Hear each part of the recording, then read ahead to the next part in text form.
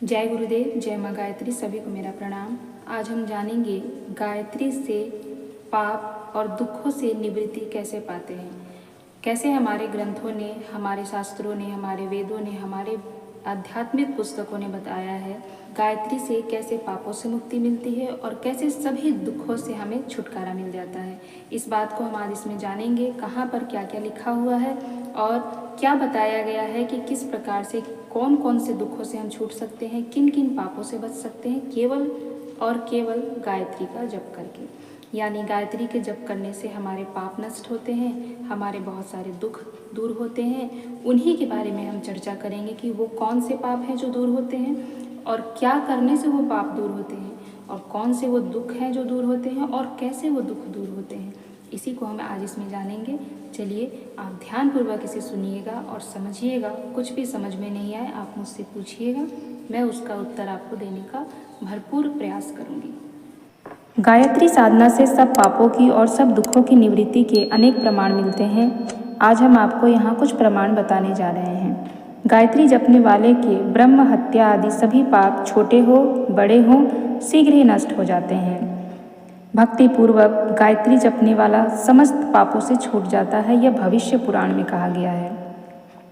गायत्री जपने वाला समस्त पापों से छूट जाता है, अति स्मृति में कहा गया है। सूर्य के समक्ष यदि गायत्री का 8000 जप करें तो वह सब पापों से मुक्त हो जाता है, यदि ब्राह्मण अर्थात ज्ञानी पुरुषों की निंदा करने वाला ना हो तो।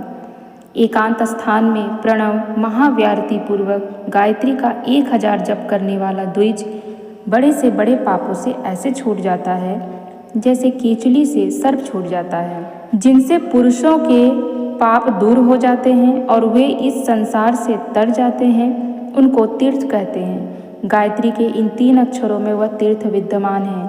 ग से गायत्री, य से यमुना, त्र से त्रिवेणी समझनी चाहिए।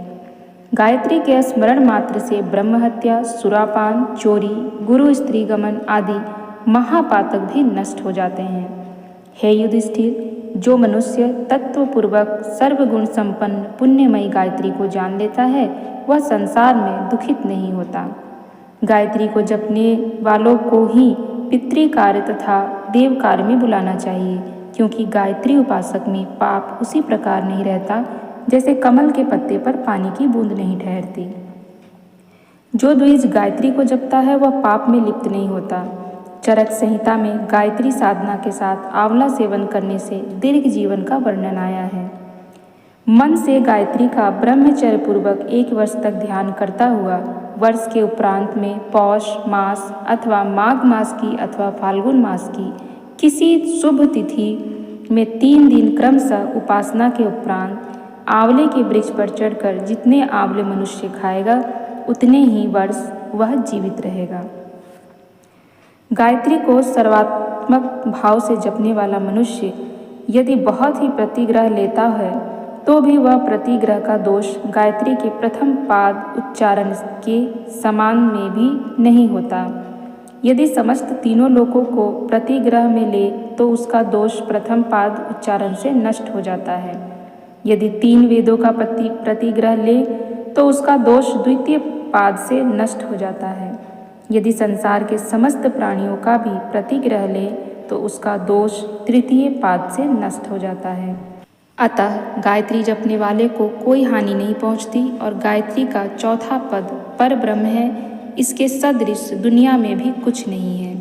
हे गायत्री, तुम्हारे प्रभाव से दिन में किए पाप दिन में ही नष्ट हो जाते हैं और रात्रि में किए पाप रात्रि में ही नष्ट हो जाते हैं। जो गायत्री मंत्र को त्याग कर अन्य मंत्र की उपासना करते हैं वे नास्तिक हैं, ऐसा देवताओं ने कहा है। जो मनुष्य हृदय कमल में बैठी हुई गायत्री का चिंतन करता है वह धर्म अधर्म के द्वंद्व से छूटकर परम गति को प्राप्त होता है।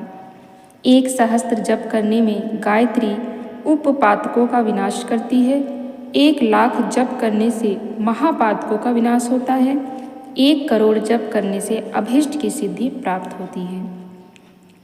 तो आज हमने जाना कि गायत्री से हम अपने दुखों से कैसे छुटकारा पा सकते हैं, पाप से कैसे छुटकारा पा सकते हैं, और हमने विभिन्न उपायों को भी जाना कि किस उपाय को करने से किस प्रकार का लाभ हमें प्राप्त होता है और किस दोष से किस प्रकार हम मुक्त हो सकते हैं।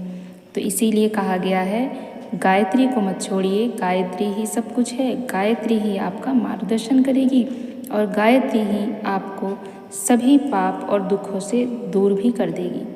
जय गुरुदेव, जय माँ गायत्री, सभी को मेरा प्रणाम।